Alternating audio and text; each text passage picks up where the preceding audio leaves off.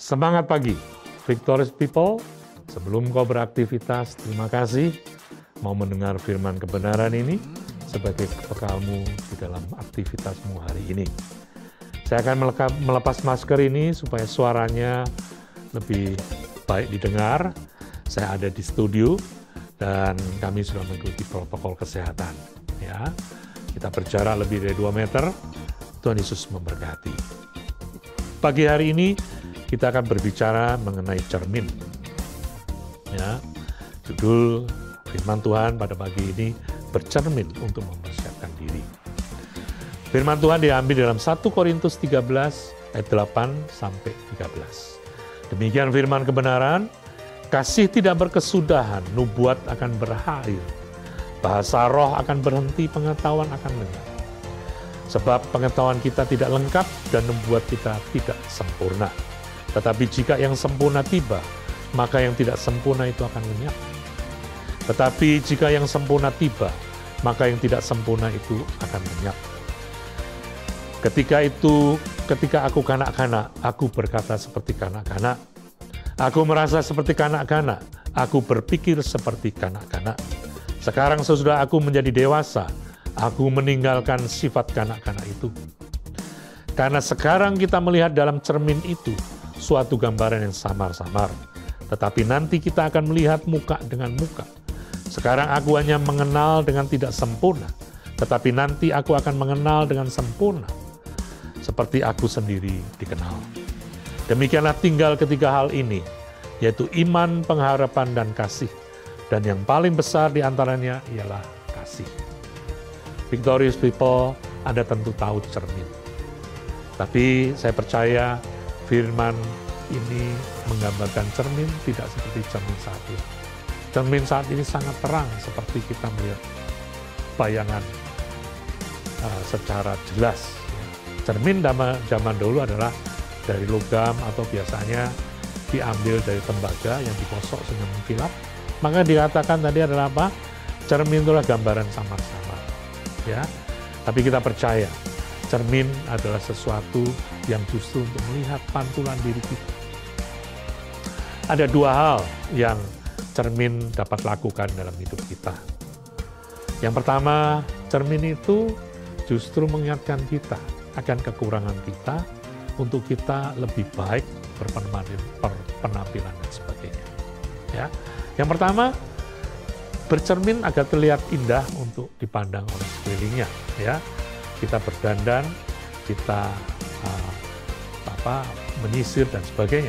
Dan khususnya kaum wanita bercermin biasanya lebih lama. Anda perhatikan, kalau di tempat-tempat ya dia sudah bercermin di rumah, tapi kalau ada tempat yang ada cermin, pasti saya bisa katakan ya 99,9% kaum wanita akan melihat cermin kembali, mengecek kembali apa sudah cantik, ada yang kurang, ada sebagainya. Ya. Firman Tuhan mengatakan untuk kita melihat dipandang lebih baik. 1 Samuel 15 ayat 30 mengatakan demikian. Tetapi kata Saul, aku telah berdosa. Tetapi tunjukkanlah juga hormatmu kepadaku. Sekarang di depan para tua-tua bangsaku dan di depan orang Israel. Kembalilah bersama-sama dengan aku, maka aku akan sujud menyembah kepada Tuhan Allah. Lewat cermin hidupnya, sebetulnya Saul sudah melihat akan kesalahan dirinya. Ya. Tapi yang menjadi masalah, dia tidak melihat dirinya secara mendasar. Cermin hanya merubah penampilannya. Dia tidak ingin seolah-olah dipermalukan, karena di depan orang banyak dia tetap mempertahankan bahwa dia harus tetap kurang. Anda lihat bagaimana sifat Daud. Waktu dia bersalah, dia sudah melakukan kesalahan berdosa, menikah dengan Batseba, dan pada saat itu ya ditegur oleh Samuel. Apa yang dia lakukan? Dia minta ampun. Tapi kalau Anda lihat, reaksi pertama Saul ada apa? Tetapi tunjukkanlah juga hormatmu. Sudah salah, minta diobat. Kita belajar yang pertama, kalau firman Tuhan ini sebagai cermin hidup kita, ya makin lama akan menjadi makin jelas. kalau engkau bergaul akrab dengan firman kebenaran ini. Dan yang terpenting, bahwa setiap cermin yang menunjukkan kekuranganmu, ketidakbagusan, ya, di luar keindahanmu, segera terima itu. Jangan menuntut cermin, ya, tapi perbaiki diri dulu, perbaiki penampilanmu.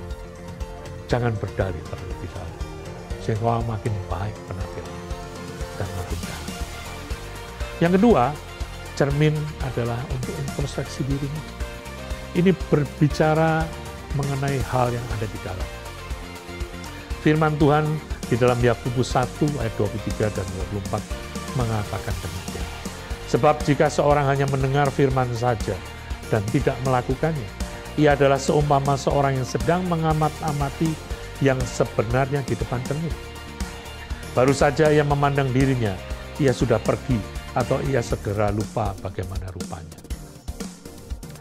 Firman Tuhan pun mengatakan, waktu engkau bercermin, kalau engkau hanya bercermin selintas, maka kotoran-kotoran yang ada di mukanya itu tidak akan kau lihat terlalu banyak. Ya, itu hanya selintas. Dan engkau merasa sudah baik-baik saja. Tapi waktu engkau mau bercermin dan menelitinya lebih dalam, artinya engkau meneliti kebenaran firman Tuhan sebagai cermin lebih dalam, maka hal-hal yang kurang, ada komedo, ada mungkin di situ ada jerawat, maka engkau akan tahu. Dan engkau akan segera obati itu. Dan engkau akan hilang. Sehingga apa yang terjadi? Dengan cara introspeksi diri yang dalam, engkau akan memperbaiki keberadaanmu lebih baik dan lebih baik. Sehingga apa yang engkau lakukan, itulah yang dilakukan Daud. Dia introspeksi, dia minta ampun pada Tuhan, tetapi lihat, setiap dosa tetap ada konsekuensinya. Setelah dia mau didengar Samuel, mendengarkan Samuel, tetapi ternyata orang pertama tadi dikatakan bahwa Batseba hamil, dan dia berharap bahwa Batseba itu nanti anaknya, ya, setelah lahir anaknya ternyata sakit, dan memang sudah Tuhan katakan, aku akan ambil anak itu. Tetapi tetap apa yang Daud lakukan, dia tetap memohon pada Tuhan. Dia merendahkan diri di hadapan Tuhan. Dia menaruh, ya, nggak mau makan, nggak mau minum. Dia berpuasa, ya. Dan apa yang terjadi? Anaknya toh tetap dipanggil Tuhan. Tapi apa yang lebih dalam Daud lakukan? Dia tidak berkeluh kesah, dia tidak menyalahkan Tuhan. Tetapi dia saat itu kembali beraktivitas dengan baik, mencuci diri, dia mandi dan sebagainya, menandakan dia sadar bahwa kesalahannya tentu ada konsekuensinya. Dia tidak berkepanjangan, dia tetap bergantung pada Tuhan. Demikian pun hidup kita.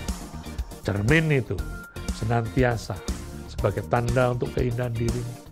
Tapi lebih dalam daripada itu, rubah dirimu untuk engkau berjalan sesuai kehendak Tuhan yang mau, sesuai kehendak yang ada di dalam kebenaran firman Tuhan.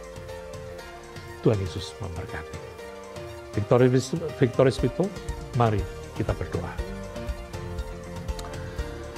Terima kasih Tuhan untuk setiap Victorious People yang mengikuti acara Semangat Pagi, membekali mereka untuk aktivitas mereka bekerja. Saya percaya Tuhan setiap firman kebenaran yang sudah ditaburkan akan menguatkan di dalam langkah hidup mereka. Dimanapun mereka bekerja, dimanapun mereka beraktivitas, mereka tetap memuliakan nama Tuhan. Mereka menjadi garam dan terang di mana mereka berada. Tuhan terima kasih. Tuhan Yesus menterikan setiap firman yang sudah ditaburkan menjadi kekuatan, menjadi sukacita dalam hidupnya. Dan hanya di dalam nama Tuhan kami, Yesus Kristus Tuhan yang hidup, kami naikkan doa ini. Haleluya. Amin. Semangat pagi, Tuhan Yesus memberkati. Jangan lupa tetap pakai masker, karena maskerku melindungimu, maskermu melindungiku. Ingat, kita tetap jaga prokes sesuai anjuran pemerintah. Ingat bahwa engkau jangan egois, maka pakai masker karena masker adalah tanda kita peduli pada orang lain. Tuhan Yesus memberkati.